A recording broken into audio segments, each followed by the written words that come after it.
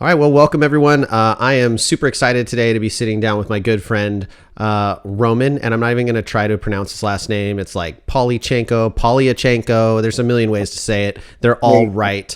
He's going to correct us when we get him over here. But so we're going to be sitting down with Roman, and I'm going to let him introduce himself because he knows himself better than I do, and we're going to get right to it.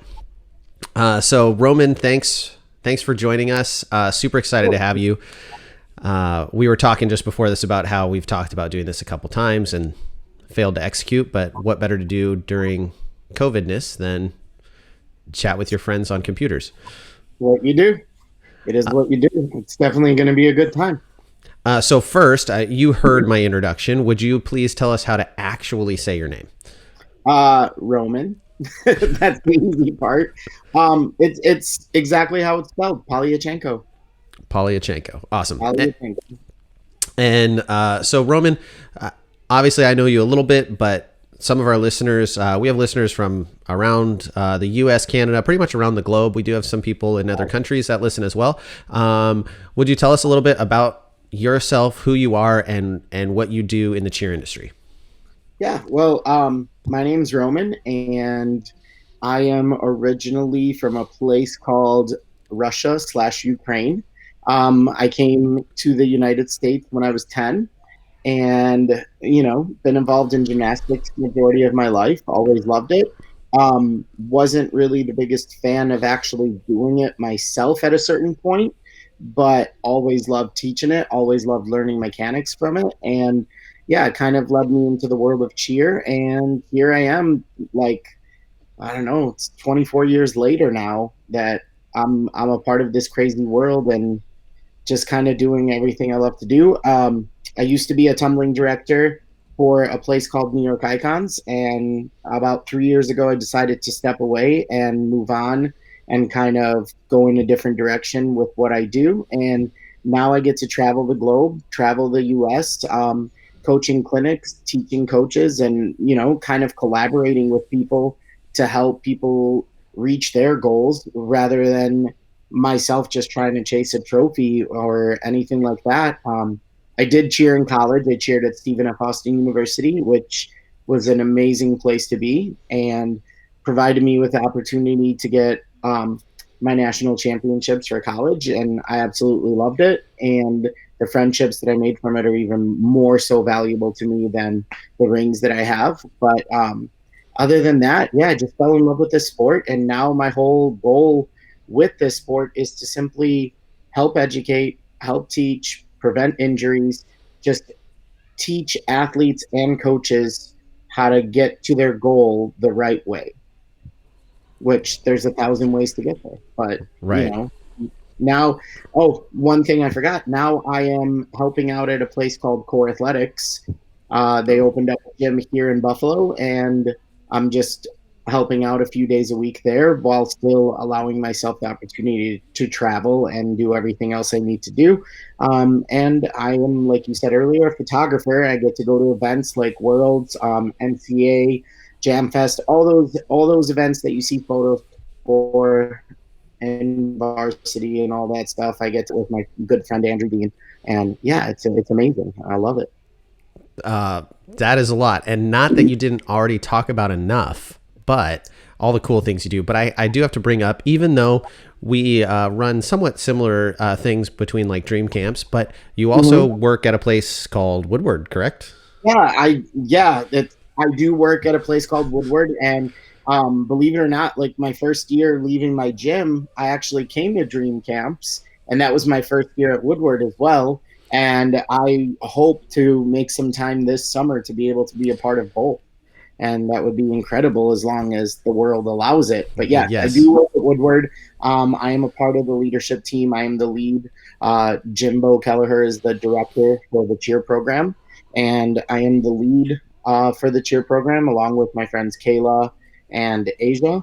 And yeah, it's pretty awesome place to be. But Dream Camp was definitely a fun experience for me when I got to go, and I would love to go back again. And I know one person, Karis, always asks Every year. when are you coming back? So I think this summer I'm going to have to make a week week available to do that. Well, we'll see. I would love that. Nothing more than that. For sure. I mean, you get to essentially live out sort of my dream world of being at camp for 3 months straight and just doing camp.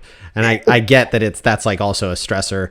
But I don't think people who haven't worked camp in that kind of environment, they can't understand just how amazing it is to be there. Yeah, it is. It is something that I wish more kids can experience. I wish more parents can see it and understand it. I think a lot of people kind of go in with this idea of camp is there, we're gonna spend money and we're gonna get a skill. When it's like, to me, it's so much more than that. Whether it's dream camps, whether it's Woodward, it's wherever it is. To me, it's so much more. It's a learning experience. You get to be self-reliant. You get to learn how to interact with kids that you might not normally get to interact with in your everyday life. It is just, it is beyond just the basics of we're going to flip around. It's literally like building a friendship, building a foundation. It helps kids discover who they are. I think that's one of the best things about camp. I totally agree. I also love just, the whole inspiration, and I talk about it at the start of the podcast in my little intro of this podcast, was how much I learned going to camp and bringing in people like you and Sean and Callie and all these people.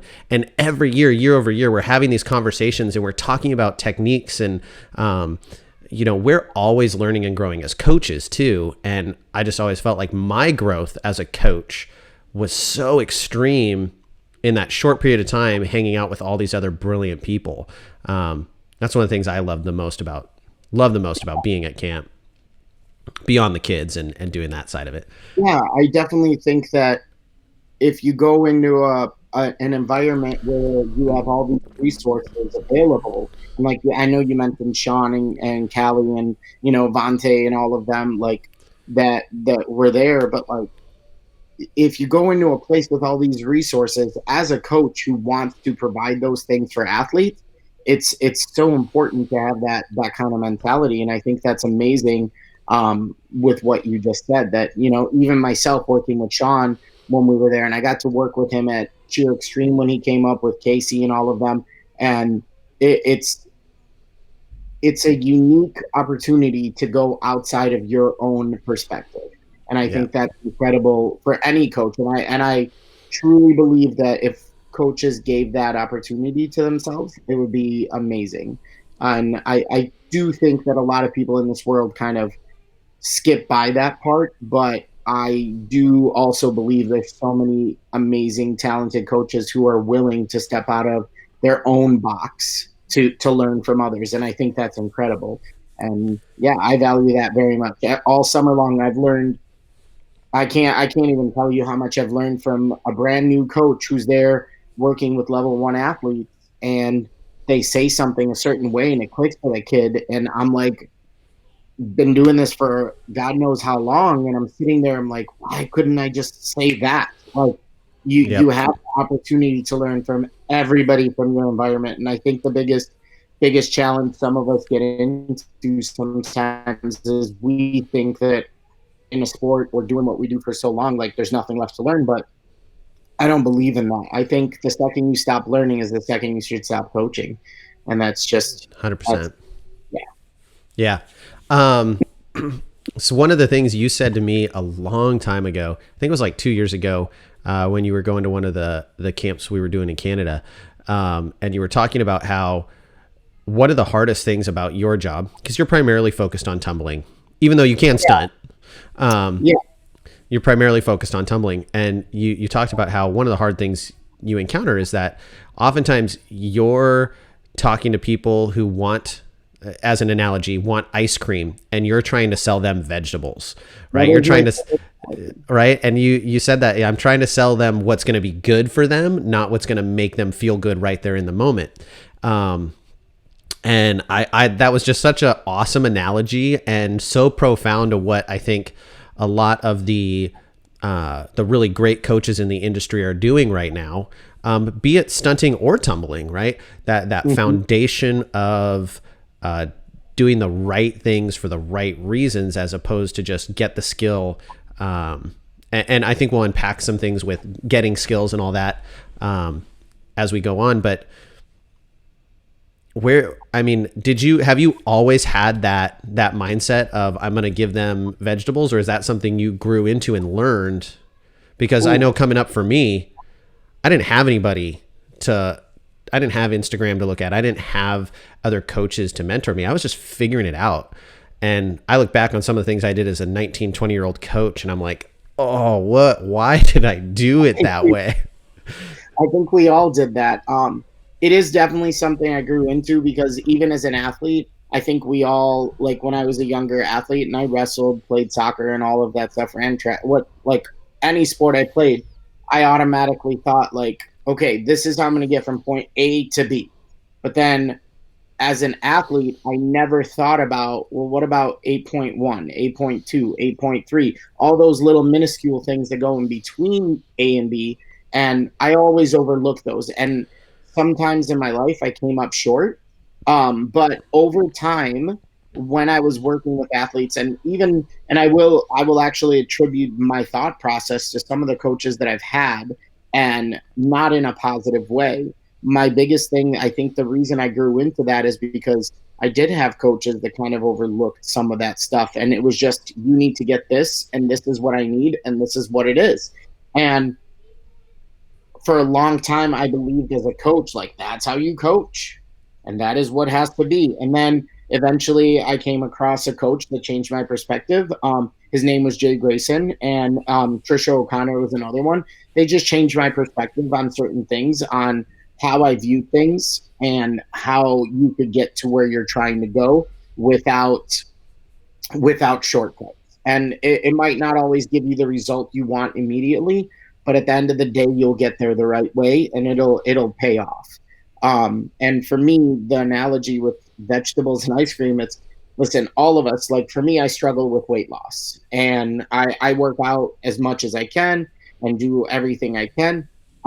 But if something comes up on TV, we all see it. It's like, weight loss, this is the greatest way to lose weight. And we all look at it and we're like, that's ice cream, because they're selling you an idea that's not necessarily going to work by itself, but it's being sold that way to give you instant gratification and idea that it's going to work immediately.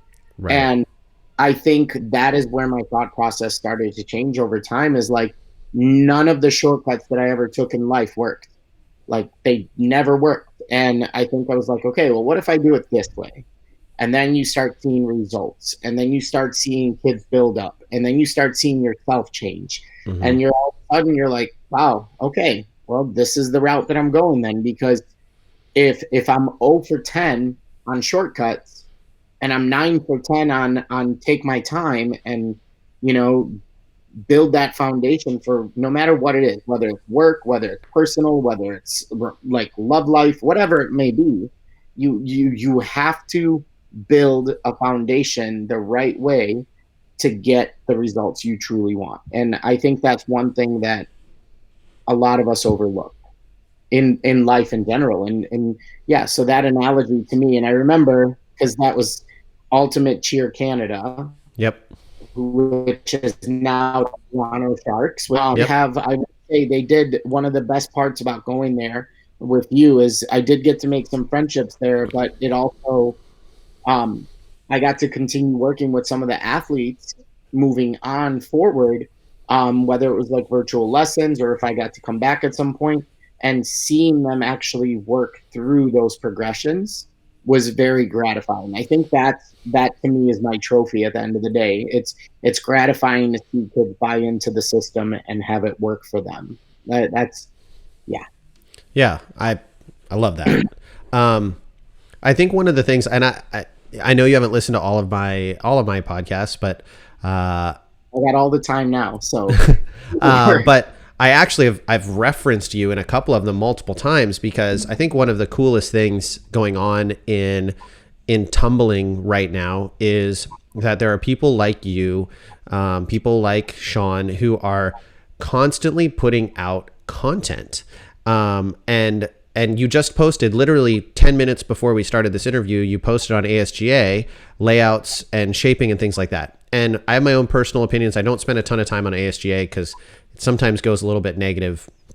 But I anytime I see you pop up in my feed as posting on there, I'm always clicking on it, even though I follow your Instagram, and I'm going to pull up some of those videos for people who are actually watching this to ask you some questions about some of the drills you're doing. But you're putting out like literally hundreds of drills on your social media. And one, I want to just say thank you for the industry as a whole for doing that. And then two, well, I guess there's three parts. Two, do you feel like that? Do you ever get worried about, oh, well, I'm giving away my secrets? No. Well, first, like, I appreciate what you just said. Like, the kind words mean a lot to me. No, I don't worry about that, because at the end of the day, I think people like Debbie Love gave so much to this industry and continue to give so much to this industry. I kind of want to follow her suit with the idea of, hey, this is what I do. This is how I do things. This is what I look for. Now, do I put everything on there? Absolutely not. But do I share quite a bit? Yes. And the reason I share quite a bit is because I was just at World Cup Connecticut a few weeks ago, and we kind of talked with the coaches, and we were talking about how do we break down things. And I told them, like, this is how I draw things. Here's a skill. I draw a box. Okay, well, that skill has a beginning, middle, end, and then miscellaneous parts to it. So now I split that box into 4 parts. And then I go to the beginning of the skill. And then I go and so on. And I break it down into smaller sections. But do I ever worry about all of that getting out and saying, like, oh, those are the secrets? No, because at the end of the day, somebody could still watch that drill but not understand the mechanics of what I'm trying to implement. I don't, if you look at the explanations, most of the explanations are not very in-depth. The reason they're not in-depth is because I would rather have somebody ask me than me just put it out there and have somebody say, well, he said this, this, this. I don't want that kind of liability on myself. But anybody that has a question about anything that I post, I'm all for it. Like, I would love to have conversations with people about it. But as far as giving away secrets, no, because I think that's just giving back, like, and sharing what I'm doing. And some of them are repeat videos. Some of them I just kind of around because I believe there's still about 3,000 videos on my hard drive that I've never actually posted. And eventually I'll start going through those and posting them again. But I just think it's our responsibility. Like, any coach who wants athletes to grow, any coach who wants athletes to be better, would truly never just be like, well, no, I'm not going to tell you what it should be. We're going to share knowledge. And I think that's the biggest thing. And Debbie does it. There's so many other coaches that do it. So yeah, I'm all for it. And, it's not about getting something back out of it. It's if there's a young coach out there that sees a drill and it makes their brain go spark, then I'm all for it. I want that to happen. I don't want to be the person that's always, well, this is the person to go to. Like, yes, I love being able to be that kind of outlet to people, but eventually we all get to a certain point where we walk away, where we get a little bit older and we want to step away from things. So we have to teach the next generation of what's to come. And I think that's why I share this stuff. No, I love that. And it was a hair of a can question because I kind of know. And I agree with you. I think oftentimes in this industry, we play things way too tight to our chest and we're unwilling to like share information sometimes. And there are definitely leaders in the industry that don't do that. But there is always this kind of like, because we're a competitive sport, there's always this like desire to kind of hold back a little bit. And as coaches, I know that some people are like, well, if you want my knowledge, pay me. And I think that anyone who thinks that they can watch your drills and they're going to be suddenly as knowledgeable as you're slightly mistaken. Because even I, knowing you and being an experienced coach, watch some of your drills, and it takes me 10, 15 times of watching them to be like, why are we doing? Okay, I see what we're doing there, and really dissect it. And I really love what you talked about with the box. I actually haven't thought through that mental progression for building drills before. But one of the things I'll tell coaches a lot because we've all been to those gyms or been at that point in our career where it's just like, just throw the skill, just throw the skill, just throw the skill, spot the skill, spot the skill. And we see that stuff going on, and we don't see the athletes progressing, which I'll tell coaches all the time, look, a back handspring has like between 20 and 40 unique movements and muscle engagements that occur from the beginning to the end. And it happens in about 1.5 seconds at the most. And that's a lot of unique movements for a 7-year-old to process. Yeah. Without what you do so well is like you break down each element like you were talking about. And I really love that box analogy. I think people could apply it to more than just tumbling. Could be anything in life, to be honest with you. So yeah, like I think any of that goes through for people to learn. I think that's the one thing that I used to never do that. And then being at camp, it was like, well, you can't always just think your way. And to me, it's like step outside of the box. Okay, well, if I can't step outside of the skill box because that's what the skill is, how can I break it down in a way that I can step outside of that box? Well, I create hundreds of other boxes inside that box to kind of jump around and figure out where I want to be. And, like when it comes to drills, I still believe to this day the simplest drills are the best ones. Mm-hmm. And for some reason, I can even attest to this on Instagram. The simplest drills I've ever posted are the ones that get the most views because that is easier for people to comprehend and process. But that I also want that to be the case. I want people to see the simple things and stop trying to be beyond elaborate with like, here's a pulley system to this mat. You're gonna like, you ever play the game Cat and Mouse where like Yes. thing and it's like all these machines work, and yeah, like I believe the simplest way is the best way to get to where you're going. And that again comes back to the ice cream and the vegetables. Well, the easiest way is not the simplest way. Right. The easiest way is an illusion because it's not going to actually get you to where you're going. The simplest way is, hey, here are the steps, and if you follow these steps, you'll get to where you're going. And that's my thought process behind all of that stuff.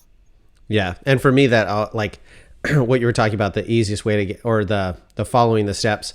The biggest ice cream thing I see out in this side of the cheer world is coaches who teach round off tuck, round off layout, round off, and they skip the round off back handspring because the kid has so much power out of their round off. And I've talked about it before in other chats, but like I see that all the time. Like that is selling someone ice cream. Like they have a round off that rebounds really high, so I'm not going to teach them a back handspring because that's not going to work. I'm just going to teach them tucks because it checks the box, it gets the skill, and the kid now I've handed them their ice cream cone.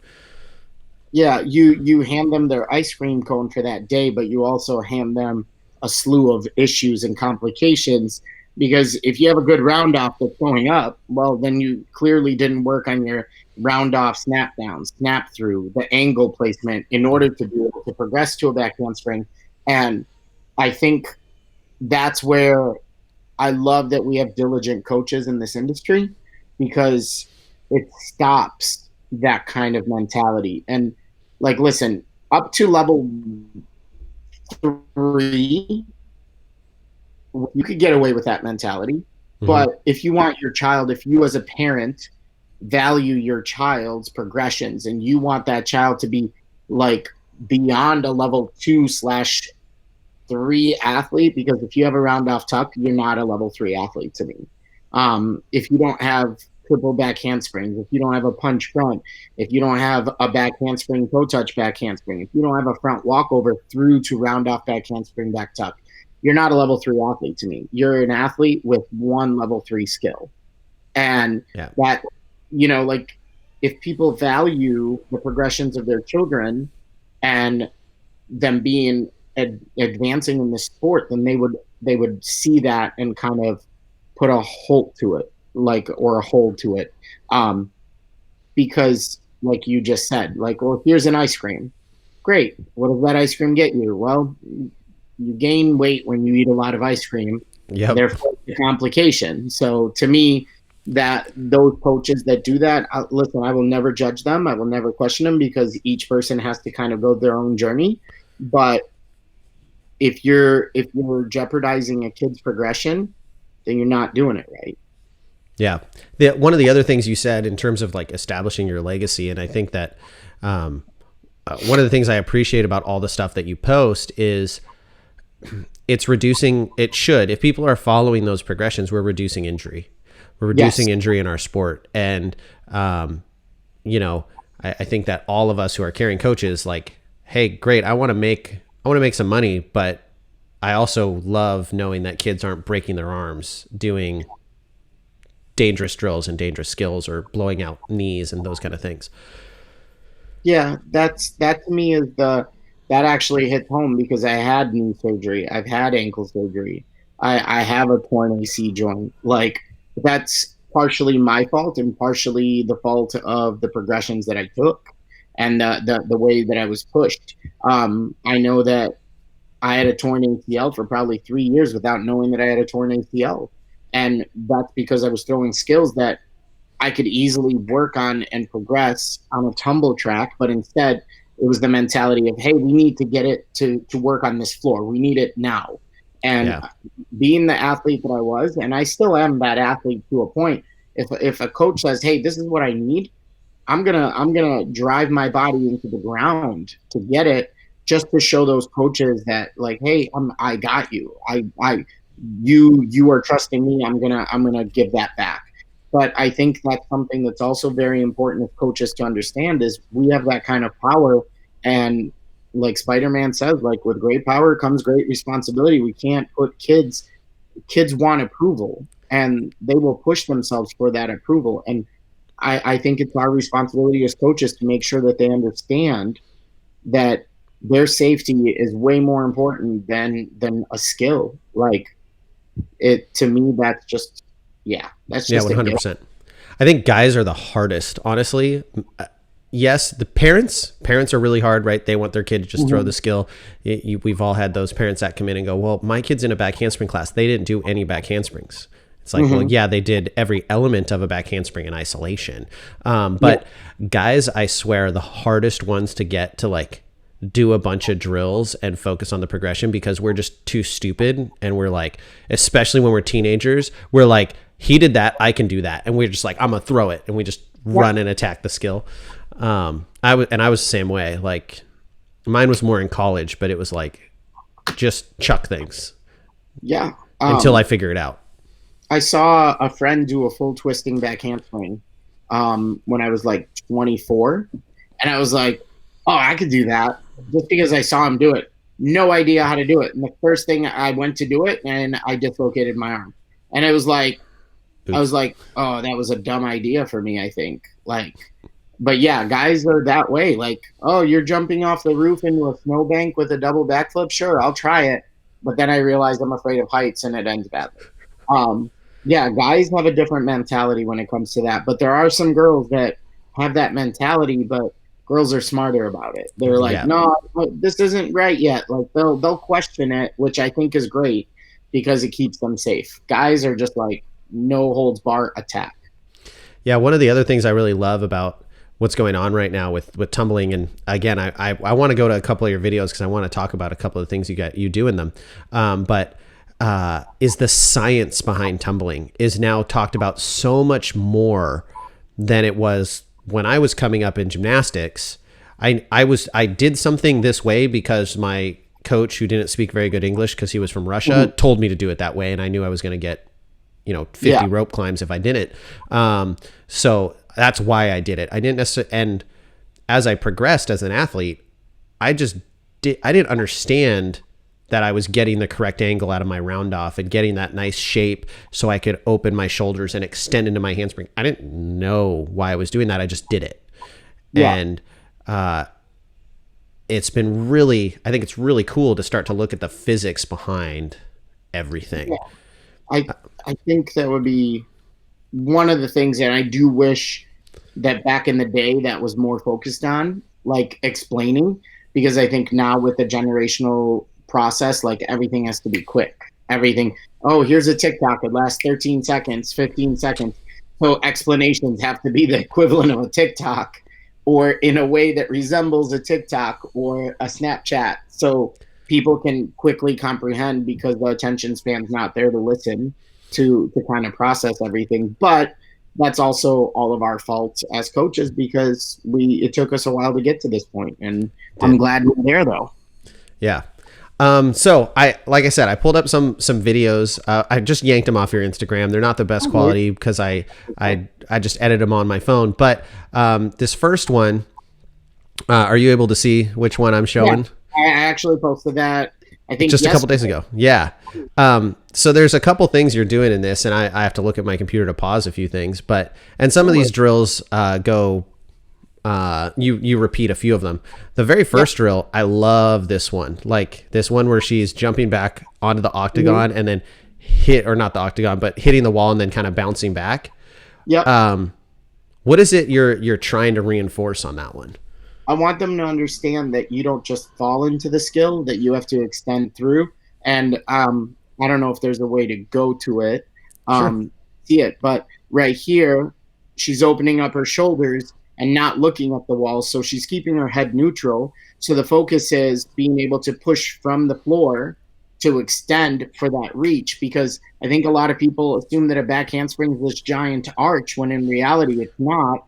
And then once she gets to this point, and I'm moving my mouse cursor around that's fine. You could see, but once she gets to this point, she's working on, I want to see that she's engaging her glutes and engaging her hips, and that her ribs aren't opening up. So you could see like her upper body is almost flat at the top, where kids that don't really hold that shape, their ribs will kind of flare up. Okay. And I don't want to see that. I want to see that a kid can pass through the line, because the goal is this is mimicking where her hands would hit the floor, even though they're not hitting the floor yet. But by the time her hands hit the floor, I want her to be as close to handstand as possible. So that's kind of where we're pushing through it and working to that point. And I believe this athlete, actually, she had a back handspring and she's in one of the later videos, but she was having the problem where she would do a back handspring and her hands would land about 2 feet away from where her feet were. And the goal of this is to extend. And if you look at the lines on the floor, the way she's extending is mimicking that I want her to reach as far as she possibly can in that jump. No, I love that. I love that. And I also love, and I think that we would be remiss to not point out that you're pointing out this athlete has a back handspring and she's going back and working on a drill for the first part of it.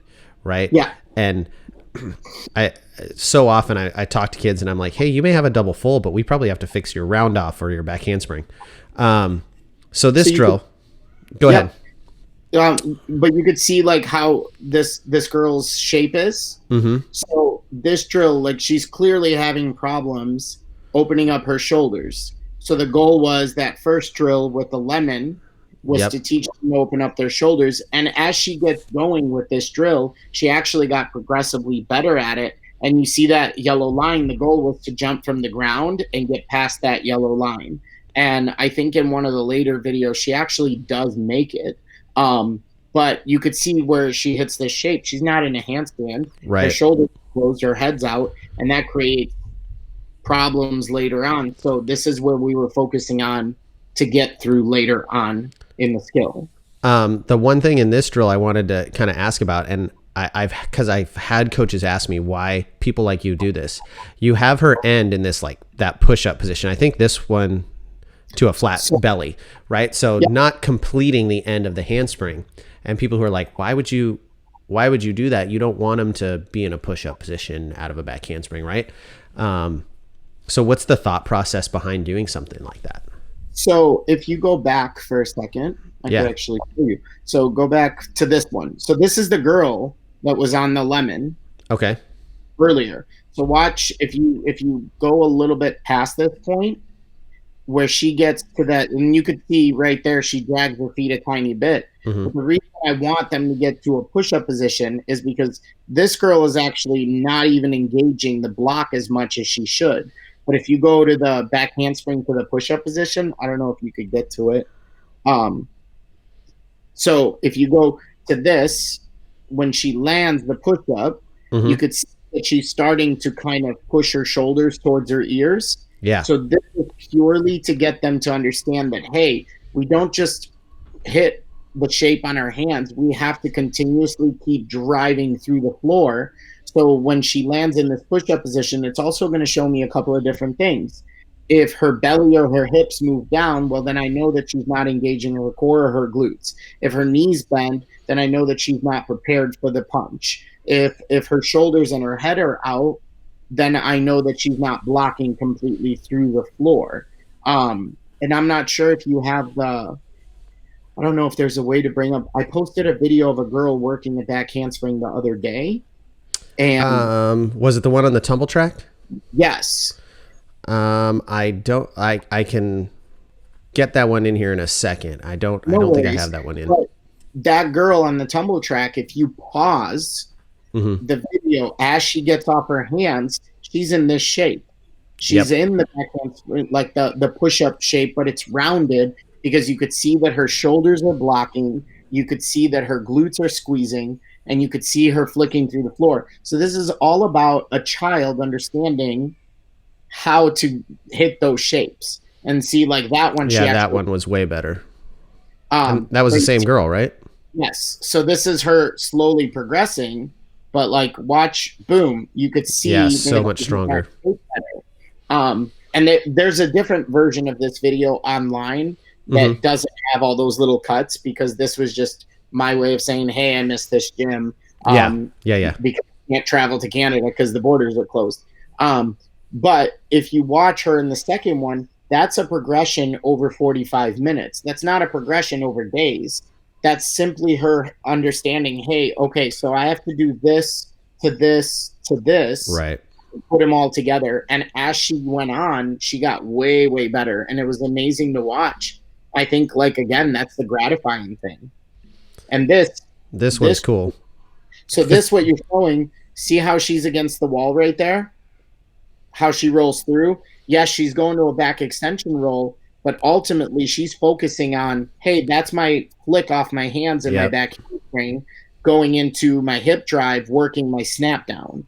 Yeah. And you can see, watch them push through the shoulders again. It pushes through the shoulders to teach them, hey, we got to open up. Now you could see how closed off she is, how she's piking Right. down, coming at the hips. That's why I have them land in a push-up, because I want them to understand that you block through your hands and then you work through the hips. She's actually blocking through the hands, but she's piking the hips instead of holding that shape and creating that little scoop through. Totally. All right. Bump into another one. Go Because for it. there's This one. Yeah. Australia. see, you get all around the world. So one of the things I wanted to chat about on this one is, and this is something that again has been asked of me by multiple coaches, is having athletes land in this kind of an extreme shape and then stretching for that obvious back handspring open, and what the thought process is behind doing something like that. So if you're going off of your hands, say you're going off of a round off, right? Mm-hmm. If you're walking off a round off, a lot of athletes think about, I got to lift my arms up. I got to get them off the ground. I got to get them off the ground. When in reality, I don't want them to get their hands off the ground. I want them to push through the ground. And as they push through the ground, they're creating. Sorry, fixed it. I fixed it. I was just removing my picture in a picture. No, you're okay. But if you're blocking off your hands in a round off, right, and you're reaching your hands straight up to the ceiling, your feet are going to get stuck behind you. So the whole idea of this is, as they're coming out of their round off, they're becoming smaller as they reach through to their feet, so they could create a bigger scoop through, and that way they could progress that route. And that'll give them a better angle into the back handspring. Like this boy that you're showing the video, he was actually having a little bit of an issue making his back handsprings not do like that little offbeat high back handspring. So I needed him to understand, hey, this is where your feet need to be, and this is how we're going to get there. And we push through these things to get to that point. And he actually figured it out. I think I don't have a video on this, but he threw a round off handspring layout out of it. But you could see her, this girl right here, see how they reach as she blocks off the block? Yep. It gives her time to push through the floor and her feet get in front so she could push through even further. Awesome. Yeah, and that's one of the things that most of us are always trying to reinforce is that foot in front position and then the reach afterwards. One of the biggest things for me is that I think a lot of kids think get your hands up off the ground, that'll help you go into your next skill. For me, when I run, I don't lift my feet up when I run. I push through the ground and then my foot extends up, right? Like if I'm running, it's the same concept. I don't want them to lift their hands up off the ground. I want them to push away from the ground. And then once that angle hits, then boom, they could explode out. I want to see if I could actually get a video for you that would explain this. There's a couple of videos that I have online. There's actually one really good one. It's with Matea from Woodward, and I think it's like a minute long. Where's it at? It's on Instagram. But it explains the whole process of what I look for, why I want them to hit this shape, and how it helps build into other things. And it's one of those things that's focused on getting kids to block through the ground. And yes, it's exaggerated by a large, large margin. Would they ever actually touch their ankles? Absolutely not. Right. But do I want them to think I have to push through round my shoulders? Yes, that's what we're focusing on. Let's see. I think there's you know what? There's one even sooner than the one with Matea. There's one that I posted a few days ago. And I have a couple from a few days ago. Let me see if it's any one of these. Let's see. It might be the girl on the tumble track that's doing the scoop through. So I had this one. Yep. So this is the same concept. When they're blocking off their hands, like this girl, boom. As she blocks off her hands, the whole idea, notice that her hands are pointing where she blocked off of. That's because I want her to continue that shape. And because the height is so exaggerated, she doesn't have to reach for her toes. It's helping her maintain that shape and keep that whole body line in order to get her feet in front of her. I think that, I don't know if this is Jazz or Lil. It's one of the twins. They're twins. And yeah, like you see how that one where she gets her feet all the way in front? Yeah. She's not touching her toes. She's pushing through the ground and pointing to where she pushed off of. So her shoulders continue to help with the block. That way now her feet are in the angle for what she wants to do, into a whip, into a handspring, into all of that stuff. No, that makes sense. And I can potentially... So I think those are actually both the twins. Like that's one of them is Jazz and one of them is Lil. Oh, I loved this one just because you had some really baller punch front stuff in it. Yeah, this is for the step outs. Yeah. She wanted a punch front step out. She wasn't quite there yet. But I wanted her to learn the progression of how we step out, because a lot of kids think it's a step out, like step out in front, and that's the number and not that. So this was all progressions of how to actually step out of a punch front and when to step out of a punch front. Yep. Yeah, I think that I know I always see athletes watch, and I mean, you know my kids a little bit, so watch people like Kendall or Ahmed, and they're like, oh, well, I'm going to do my punch front step out like them. Well, no, they're 8 feet in the air, so they're a completely different dynamic. They're opening because if they don't, they're going to over rotate, and they have that body and control and air awareness where, you know, these other athletes who are level 3 kids trying to push to a 4, opening up upside down, you know, they don't rotate. It's dangerous. Yeah, exactly. They're landing on one leg. in the wrong angle. So this was a drill. One, you could see the little blue mat that's on the ground right now. yeah. I wanted her to extend her hurdle, but in order to create a better punch into the punch front. But this was just purely like, hey, here's the punch front shape. She's gonna roll through it, and then I want her to figure out when the step out happens, like foot. And first she starts landing 2 feet, then she starts going to 1 foot by her ankle. I never want her to step out with her foot away, like her knees away from each other. I want them to be pretty close, like almost in a coupe. Okay. Right as she hits that floor to push through and go. Yeah. So, I do have Instagram up, and I can pull up. I could do a screen share. I'm not sure which.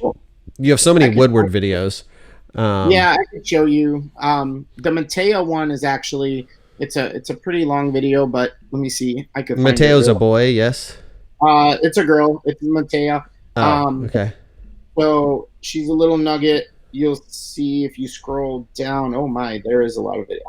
Maybe I need to post less. No, you don't. People love it. I do. So if you go through, well, Mateo does a different version of it. If you click on the video where there's a girl standing in front of a little mini, it's actually 1, 2, 3, 4, 5. It's a 6th video down in the middle row. She's standing in front of a little double mini. No. At least. Yes. Yeah, I see that one. Okay. So that's not the video that explains everything, but it'll give people an idea of the snap through and why I teach them to reach and push through the floor. So if you play that one, it'll show them the idea of putting off your hands and being able to scoop through for the length. And that video only shows the first progression of it. The next progression was a round off into a back handspring. And the next progression was a round off into a whip up onto the mat. So there's multiple progressions that I still have to post that one, but that helps them understand, like, hey, this is how I build power into the skill.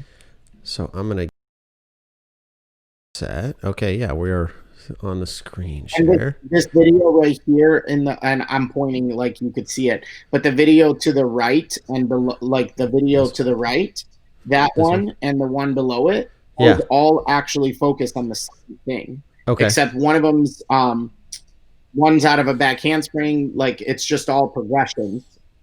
But watch. Yeah, I mean, she doesn't even hit her feet on that scoop. No, because once we're actually into that motion, we're not going to. The idea is an exaggerated motion for kids that are learning that progression. No, I love it. So if you go to the video, the one to that one, watch how they do it. Well, she does this one, same thing. Mm-hmm. See how she's pushing through the floor, scoop, and opening up. It's all just a different way, like depending on the level of the athlete, is going to depend on how much I want them to exaggerate certain motions. Right. And if you go to the one above it, if you can. No, I can. The one right, that one to the right of it. If you click that one, she actually exaggerates it huge. To see, like, she's just working a progression for it. Mm-hmm. But see how she's reaching through, and this little nugget does the same thing. And then it turns into a skill on the floor, I think, after this one goes to a handspring. But it turns into the skill on the floor. You could see it gets them ready to open back up. Yeah. And I think a lot of people wouldn't understand how a brawny correlates to round-offs and how some of that shaping is similar. Yeah, well, that's the thing, is that it's just, I think breaking it down for people is going to make such a big difference. And I think a lot of people forget that. And that's okay. I mean, I talk a lot, so I explain a lot.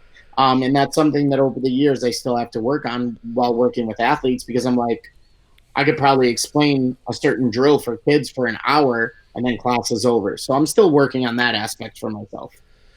We all are learning and growing. So spirited debate, because we brought it. You brought it up with punch fronts. Yep. So punch front approach and an actual punching action. Okay. Uh, My so my personal approach opinion. Go ahead. Go ahead. so I'm sorry. I've always done the Russian approach. Okay. So that's just me. But you go ahead. No, I'm with you. I personally don't love the way we teach punch fronts and cheer. I don't love the arm up, straight up, run, jump, arms up, and then punch the ground with your arms up. For a variety of reasons. I don't like it because I find that athletes end up jumping too far up. Like they end up thinking about, I'm going to jump up and then I'm going to punch the ground, and their angle is straight up, straight down, rather than thinking of it of an aggressive forward approach where they're jamming their feet in front, pushing their feet in front, not jamming, but they're stretching their feet in front of them at that angle to then send them up. I get the idea of arms being up at the top of it, but I've always done more of a punch like I was on a trampoline, where my arms were kind of circling underneath. So when my feet were striking, my arms were coming up. I've always done the Russian approach. So when I teach punch fronts, I try to teach athletes, take the arms out of it, right? If I take arms out of it and I go to teach you like to shrug up and punch up when you punch the ground, what are we using? We're using our shoulders. So I try to teach athletes from elbows and shoulders. So when they go into a skill, as they go to punch, I don't know if you can see my arms. I can. As they go to punch, once they hit, that everything shrugs up and around rather than this, because this is a downward motion for me. So I don't teach arms up. I will teach a kid to run. I'll teach them to hurdle. And as they hurdle, their arms will come up slightly in front of them and then shrug their shoulders and round everything up. And I think there's actually, let me look really quick because I could tell you, there's actually a video of it on my Instagram for it, because I think it's so important. Like if I hurdle like this, I'm up and down. A punch front, especially in cheerleading, we're trying to step out. So I don't want a child to hurdle up and down when I'm trying to create forward momentum, which I know in gymnastics, for a long time they still do teach punch front, feet slightly in front. That way you create more rotation upwards, but they're also not stepping out of that skill. Correct. So for me, I don't mind if the child has their feet slightly underneath them, as long as the momentum is carrying up and over, because that's going to create more rotation. And especially if we're trying to go to a punch front step out through to anything, I don't want their skill to just go up and down and then no momentum forward, because that's how they're going to get stuck. Unless you have a kid like Ahmed, who's like, he just goes. Did I say his name now? No, it's Ahmed.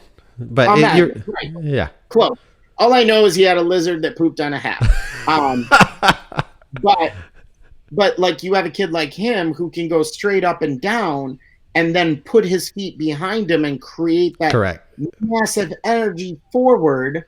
So like when you think about that, how many girls that are 10 years old are you going to get to create that kind of power? You're not going to.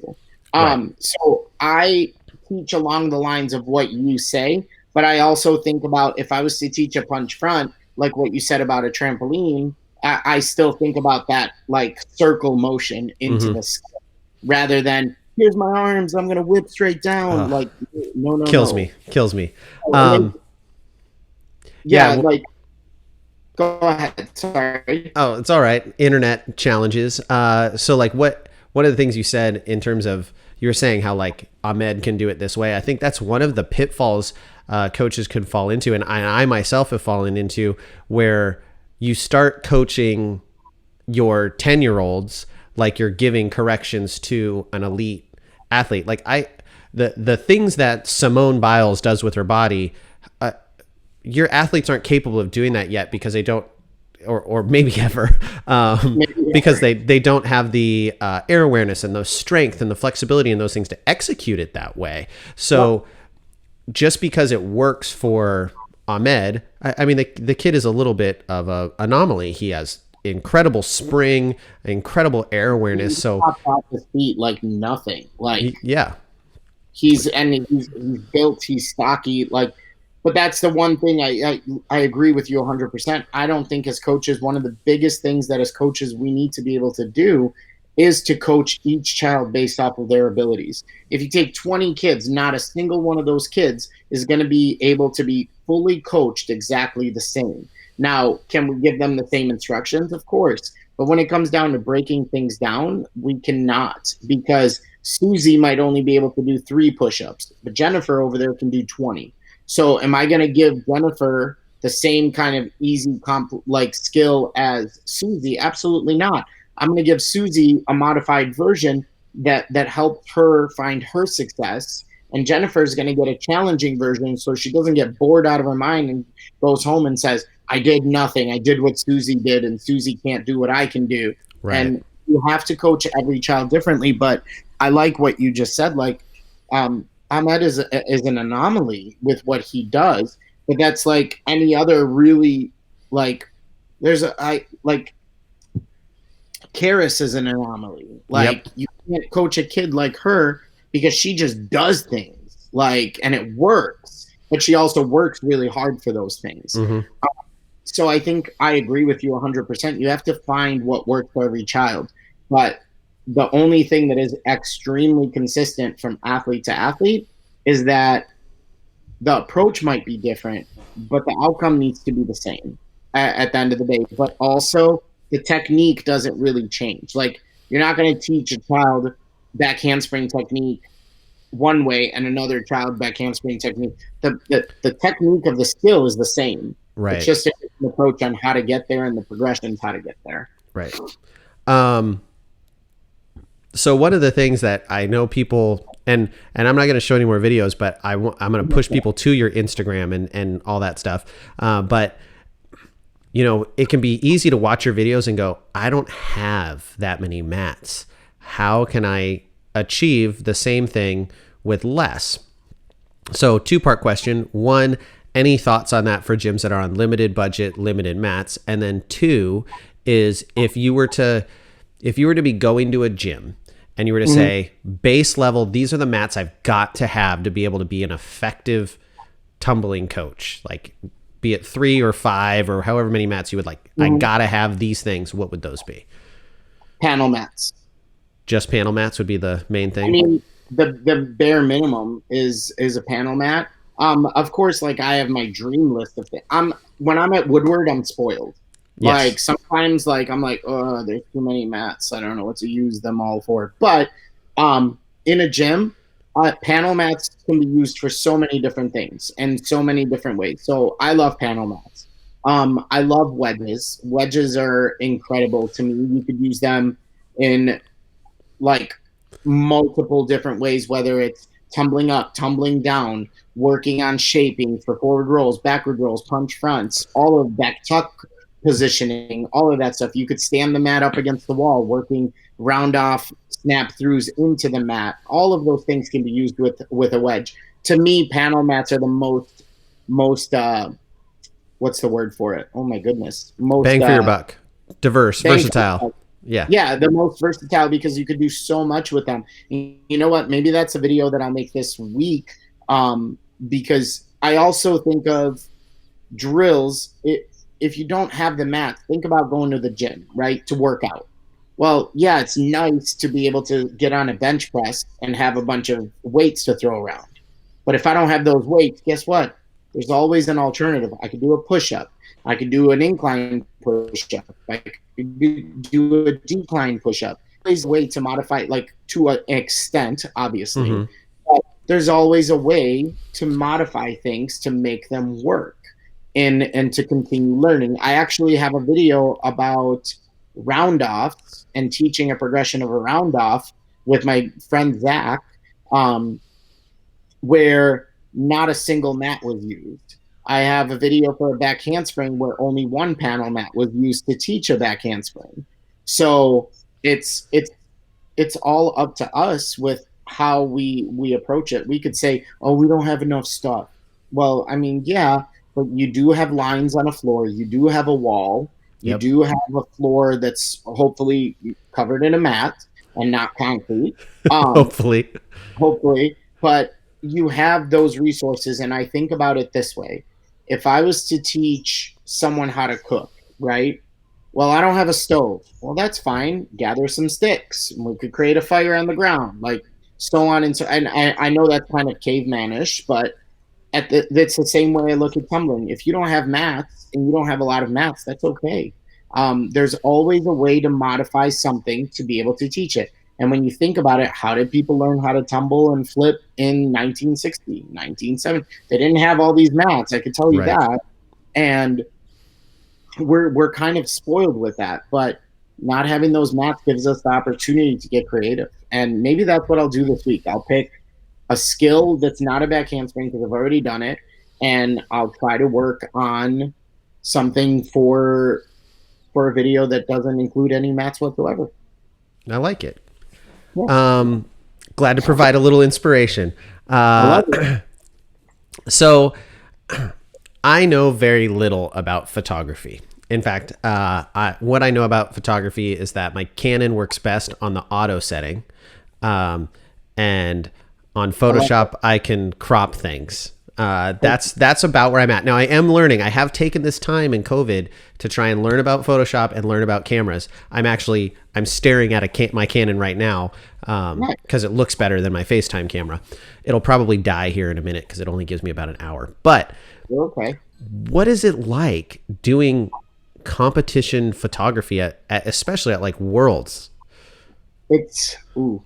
It's fun, and sometimes it's stressful, but it's amazing because I know that between teams that are coming out, there's always at least one kid on a team that I've worked with from around the nation, and it's rewarding. Like it's absolutely amazing to see the talent. And sometimes I have to like catch myself. I'm like, I'm taking pictures, and sometimes I'll have to like I stop taking photos and I'm watching and I'm like, yes, like that's amazing. And then I'm like, oh, I'm working and I have to keep taking photos. But it Yeah, is, do you get to watch like looking through that lens? Do you really get to see the routine, or are you just seeing? yeah. I mean, because I used to shoot with one eye like this, like one eye closed. But now when I shoot, I keep both eyes open, so I still see the rest. But I'm shooting with my right eye. So yeah, I still get to capture it most. I don't recommend doing that because it does make you go cross-eyed for a second. Yeah, I can Um, imagine. One eye's zoomed in, one eye's not. That's yeah, but I do say it's absolutely incredible. Like I think and there is times where I'm like, okay, I'm gonna watch this team. I'm not gonna take photos of it, um, and I get to do that. But then on day two, I take photos of that team and I don't watch it. So I always find a way to watch those teams, and I absolutely love it. I think it's a gift. There are a lot of things to focus on. Like there's certain ways you can't shoot photos, and I love that companies are starting to acknowledge it and making sure that they're protecting the kids and yep, protecting everybody. I love that. I love that my friend Andrew Dean is a big proponent of background checks for photographers, the same as they should be for coaches. And yep, I love that there's so many steps. But again, I know that when I shoot stunts, I know that I have to be on a certain side of the stage. If I'm shooting baskets, I know that I'm going to be on a different side of the stage. I don't shoot jumps unless, like if it's a male jumper and I'm on an angle and it could look good. The jumps, generally, there's no good way to shoot it hmm, without it not being a good, like a bad photo, I guess, for yep, something. Like, so I avoid certain things sometimes because when you're tumbling, it's things are going to slow down and you're going to see things, especially for myself. Like if I shoot a double full, I have about a handful of double fulls that I've captured that I'm like, wow, those are good doubles. And then there's like thousands that I'm like, ooh, but you yep. don't in real time. But yeah, it's a gift and I absolutely love it. And I'm thankful for that and the opportunities that it's given me. I think it's incredible. And I love that you're learning it too. Like, I think that's important. I will get you off that auto setting. I, I've played with the other settings a little bit, but avoid all other settings except manual. Fair enough. It'll help you control a lot more.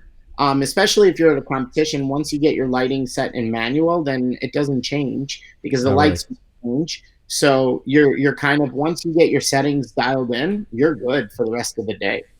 Hmm. That's cool. Yeah. I mean, it's a fun little pastime. And as a gym owner, you got to be able to do everything. You got Yeah, to be able to do a little graphic design, a little photo stuff. I mean, especially if you're marketing and you're putting stuff on your Facebook and Instagram and doing all that stuff, you got to be a jack of all trades. I mean, I was just about to say that, but yeah, I think yeah, that's awesome. That's the one thing. You know what I love about photography the most is that I love this sport and I love coaching tumbling, but sometimes you need a break from certain things and it helps you appreciate everything else. And absolutely. that's how I am. There's times where I'm like, photography is all I'm doing this month. And then there's times where tumbling's all I'm focused on. And I love it. And it's just a gift. And I'm so thankful for it because um, my life's not conventional. I don't have a conventional job. And I'm thankful because I could never work a 9 to 5 ever in my life. I used to. I hated it. I still do, although it's a 7 to 4.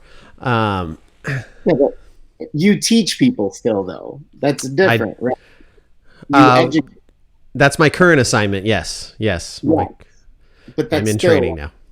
yeah, you're still training people, and I think that's amazing because you're passing on knowledge, and that's what coaching is. Yeah. So there's a lot of fear in the industry right now. I talk to a lot of gym owners around the country, and people are scared for a lot of reasons. Right? There's a lot of uncertainty in general. I think you're still in Buffalo, correct? Yeah, Buffalo, New York. So So fun. you guys are dealing with your own stuff with all this, but what are your thoughts on where the industry is headed and what the year of 2021 might look like moving forward? Like, what are you thinking? I mean, in a perfect world, things go back to normal. I don't like using the phrase "new normal." I don't either. I don't believe in that because to me, that's not a new normal. New normal means we went back to the old normal, and that's what it is. Like, I don't believe in that. With the industry, I mean, we have to go day by day, and it's okay to be scared, and it's okay to think that way. I don't like to live my life that way. As someone that came from a different country that kind of wasn't the greatest place to be, I refuse to live my life with a mindset of fear, and that's what it is. 2021, I say, look what happens at Disney, and that's my biggest belief. If Disney is going to hold an event, then things will be okay. If not, then well, then we're in a little bit of a rough patch, and that's just what it'll be. But if Disney starts holding and hosting events, then we'll be okay. Um, we'll never know, and it's one of those things that with with everything going on, for lack of a better way of saying it, humans are like creatures of adaptation. We will Mm-hmm. adapt and Mm-hmm. we will be okay. Like, look what happened. Oh, we can't have gyms. We can't work. Okay. Well, we figured out how to work Zoom and we figured out how to do virtual competitions. And now, does that affect the sport? Yes, it does. And it doesn't provide the atmosphere that we want. But guess what? It still gives us something to hold on to. And once things get better, then we go back to what it was. And I just truly believe that 2021 will be okay. We will be okay. And um, I do, like, my heart goes out to gyms that have closed. My Mm-hmm. heart goes out to the businesses that lost, to the people that have lost their businesses. But humans are resourceful. We're adaptive. We'll be okay. And as long as we are, how do I word this delicately? You have to have some kind of resilience in Yeah. order to be able to survive. And if you're willing to just step back and say, well, this is just what it is, and this is what it is, then that's what it is. But if you're a human being, and I actually love seeing it, and I don't recommend it for everybody, but I love seeing it in New York. People are standing up. People are saying, hey, this is what we got to do. This is I love that. But, I want everybody to be safe. I want Mhm. everybody to be protected, especially the athletes, precautions to be taken. Um, but I think 2021 will be okay. I think it's honestly up to us. If you roll over and get into a little fetal position and say, this is what it is, then that's what it is. But if you stand up and say, hey, we want more, we want it better, and we're going to make it better, then we will do just that. It's all about having a voice. If you don't have a voice, then guess what? Then you can't complain about what's happening, and Yeah. that's what it is. Yeah, I no, really I'm with you. The term new normal, my understanding of the term new normal is it came from kind of a trauma informed care ideal, and it more references when people have experienced irreversible trauma. So they've experienced something yeah that they can never unexperience, the loss of a loved one or a significantly traumatic event. And while COVID, I think this stuff has certainly brought trauma into people's lives, and those people may have to adjust to a new normal of a loss of a loved one or a loss of a business or those kind of things. For the country as a whole, I mean, we're always making a new normal, right? Every year, every day, every decade is a new normal. We're continually yeah progressing and growing. But I think that is an abuse of the term. And they started using it early on, and I was a little bit annoyed. I'm like, this is more of a temporary normal to get through this situation, and then we're going to go to something different. yep But for me, I hear people talk about that, and I have the same feelings. Like, I don't think I can sit here and be like, oh, I'm never worried. Absolutely have been. My gym is currently closed. We've been closed for 2.5 weeks, and we're going to probably be closed through December. So yeah it's a rough time. We're back into a pretty significant lockdown. But at the same time, I think we need to get back to our roots as an industry, which is we were founded on creativity, right? That's what we were. I mean, All-Star Cheer was created out of nothing. And it was because people got creative and started to develop a new opportunity.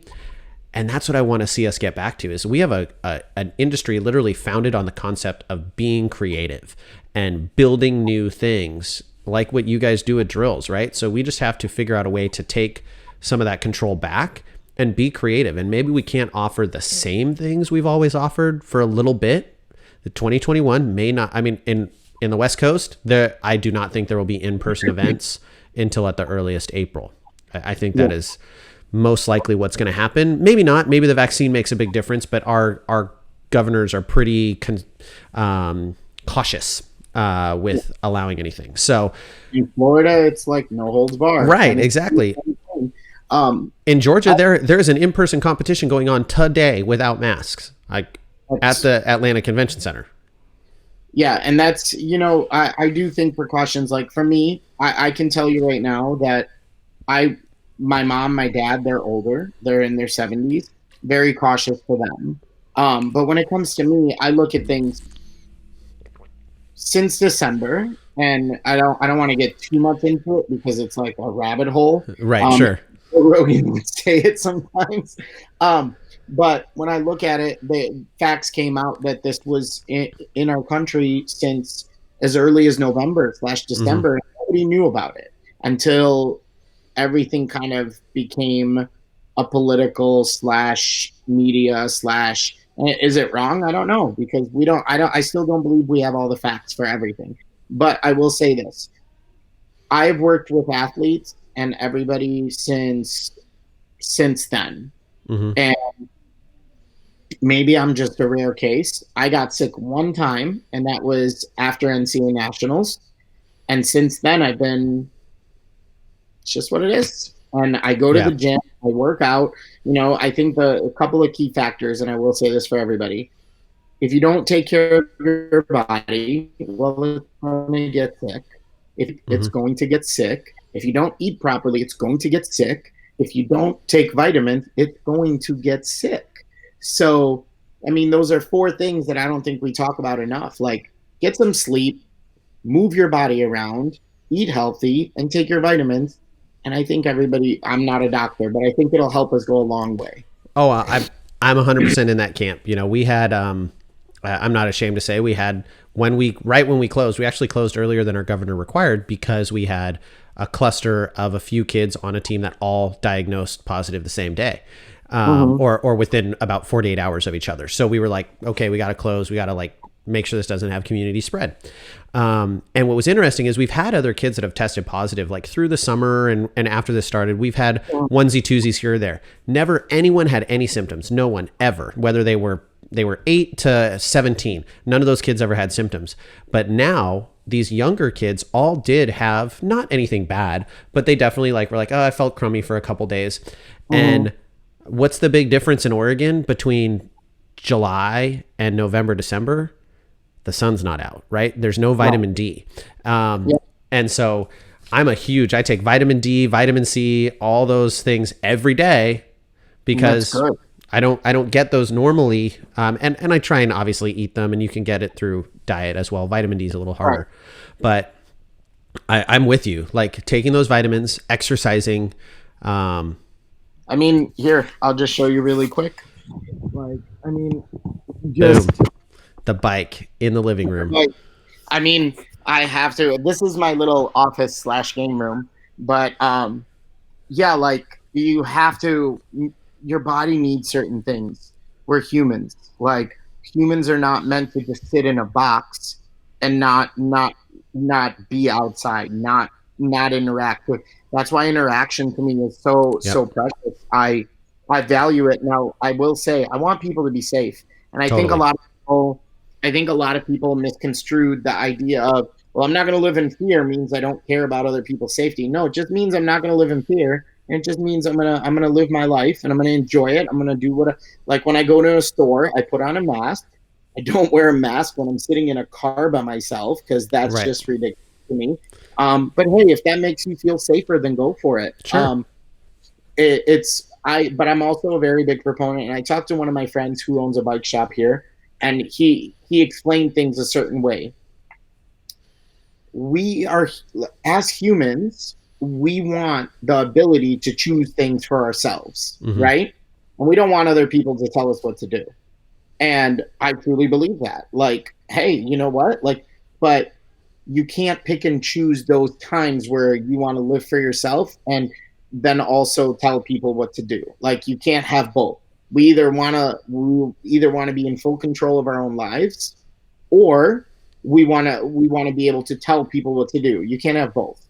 And I know it sounds really crazy, but that's just how I believe. Like, I don't think I could tell you, hey, don't smoke, but then you tell me, hey, you shouldn't eat this because it's bad for you, and I get offended by that. If I'm going to be able to tell you don't smoke, then you should be able to tell me don't do this. But you know what the solution to that is? How about I just live my life and not stick my nose in your life and just let you do what you want to do, and you deal with the consequences of that, as long as you're not harming other people. And right now, there is no scientific data that backs up that people walking outside in certain ways with no masks is harmful to other people. There is scientific data about closed spaces and all that. Listen, let's follow those rules. Let's get it done. But I still believe that everybody needs to make choices for themselves in their lives, and I think that's the one great thing about life. And not to get to government or anything. Government, all I can say is the government is there to protect our rights. Yep. We are here to protect our health, and that's all we can do. Yeah, no, I'm with you on most of that, and I think that it just comes down to making good decisions, thinking of other people, caring about other people. Don't make decisions that are selfish or reckless just to like stick it to the man. But there are all sorts of things that we do on a daily basis because they're risk mitigation. When we get on the road, we buckle a seatbelt. Why? Because it's risk mitigation. We're potentially not going to crash. And you can say the argument, well, I'm a great driver. Okay, well, other people might not be a great driver. It would also be safer to just drive 25 miles an hour. Your risk of injury goes up once you get to 40. Your risk of death goes way above that when you get to 80. Like miles an hour, not age. Who goes 80? Jesus. What's that? Me on a throughway.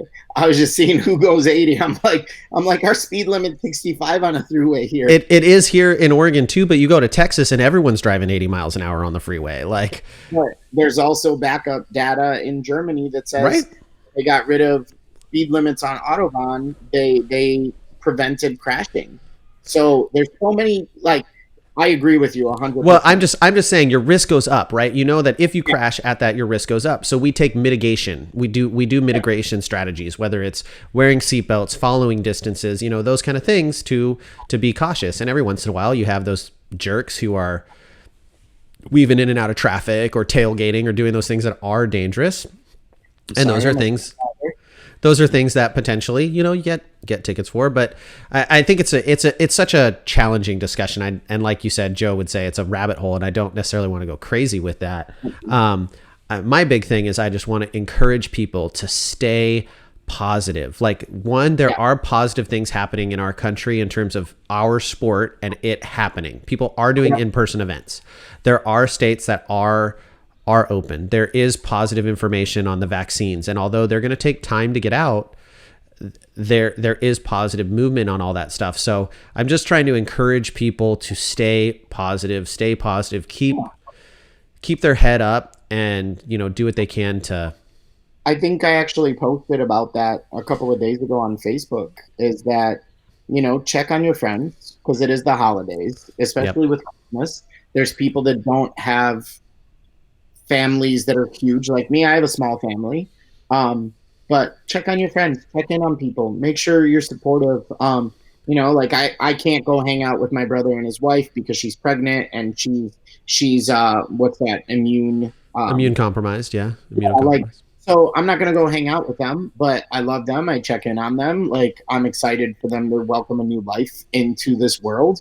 And I think what you just said is really important. Staying positive and looking at the positives. It's really easy to go down a negative woe is me aspect.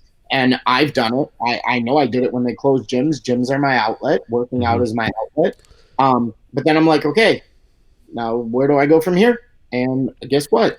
I set up my bike. I bought some weights. It's going to work. I get to work out with my girlfriend. It's going to be great. And that's just what life is. And I think what you just said hits the nail on the head. It's being positive and having an outlook that's not a doomsday scenario, because I truly believe that as human beings, we are way more resourceful. We are way more resilient than what we are being led to believe in many ways. And as someone, like, I was born in Russia, in Ukraine, which was a part of the Soviet Union.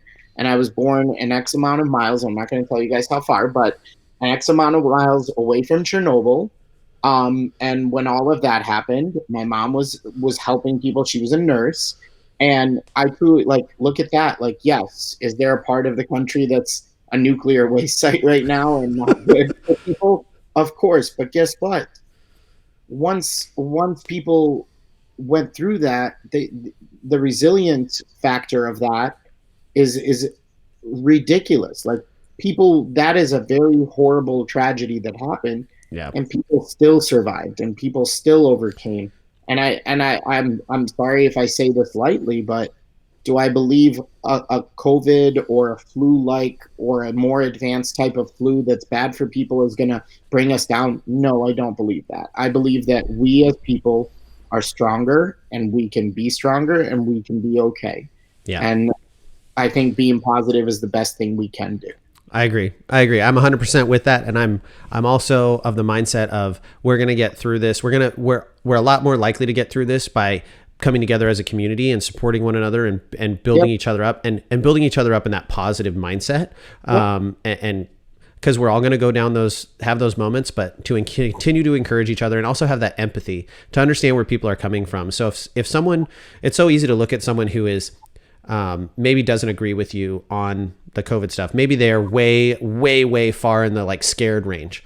They're terrified of it. And maybe they're way, way into the, I'm not afraid at all. And you don't see it their way, but have some empathy and try and understand, well, maybe that person is really, really scared because their child is immunocompromised and they're terrified that if they catch it, that their child will catch it and then they would lose their child or their parent or something like that. So while it's easy to be like, okay, you're a little bit too far for me, also take that moment to have that empathy. And I've tried to encourage my athletes to do that. Anyways, side note. So COVID is going on, but there are Yeah. gyms that are open. Are you Yeah. still willing to travel? Are people still able to hire you and have you come out?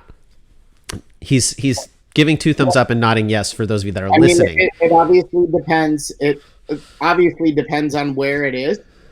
Some place like I can't go to certain places because coming back is very difficult. I'd have to come back home and quarantine. Got it. But am I willing to do that if it's to a place like um, anywhere in the nation that's open? Yes, I'm willing to do that, and then I would have to come home and quarantine for 7 to 10 days unless I take my test and it's negative. So yeah, I'm definitely willing to travel, work with anybody who wants me to work with them. And I the biggest way I believe with everything is that we all take precautions. When I fly, I wear a mask. I do things Yep. that I'm supposed to, and all that stuff. And I like you said, I'm not going to be scared, but I definitely have a lot of sympathy for those that are nervous and scared. And I'm not going to tell people how to think. I think that's one thing I used to want to do. Like I want to prove people wrong. And at this point of my life, I want people to live their life the way they see fit. That's best for them. And but for me, traveling, teaching, coaching, that's what's best for me. And it makes me happy, and it's my outlet outside of the other outlets that I have. And yes, I would be 100% willing to travel wherever people want me to go. And if there's a way to make it happen, then let's make it happen. And if people want to get in touch with you, what's the best way to do that? They could either message me on Instagram. They could look me up on Facebook. Okay. They could. My Instagram is LCLM Roman. My Facebook is just Roman Polyachenko. And if they want to email me, they could email me at drills2skills@gmail.com. But drills, the number 2skills.com, well, at gmail.com. They could email me. The best way is just reach out Facebook, Instagram. I don't give out my phone number too That's often. fair. That's fair. But, You wouldn't want to interrupt all those. Your social security number has a case against it. There's a warrant for your arrest phone calls. Oh yeah, no. And that is the one thing that I'm very proud of. So the background checks for USASF. Yes. To work at Woodward, you have to get a background check that's like a blue light, or like it's like one that goes back to the very first day I stepped into this country. So it has everything on me in there. And I think that's one of the things that I'm very happy that our sport does right now, and I hope it gets a little more stricter in many ways. Yeah, I'm with you on that.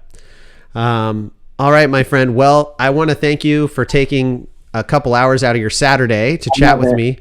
I love it too. It's great, and it's good to see you and chat. But I won't take up any more of your time. Again, thank you so much. I know our listeners appreciate it. And with that, I'll let you go. We'll let everyone else listening go. And we'll talk to you soon. Stay safe, stay amazing, and like you said, have empathy for people, but don't be too scared to live your life the way you see best for you. 100%. All right, brother. Take care. Later. Bye.